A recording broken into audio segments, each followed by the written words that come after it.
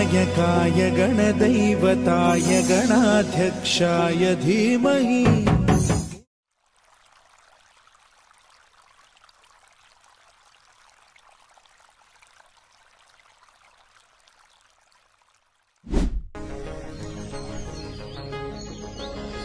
शुक्लाम्बरधरं विष्णुं शशिवर्णं चतुर्भुजं प्रसन्नवदनं ध्यायेत् सर्वविघ्नोपशान्तये।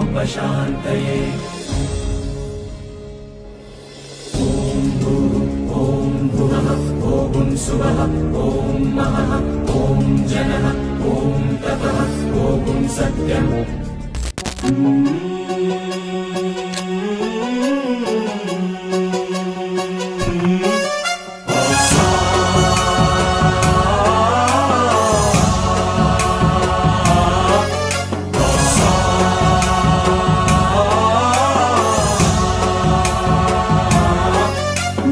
गणनायकाय गणदैवताय गणाध्यक्षाय धीमहि। गुणशरीराय गुणमण्डिताय गुणेशानाय धीमहि।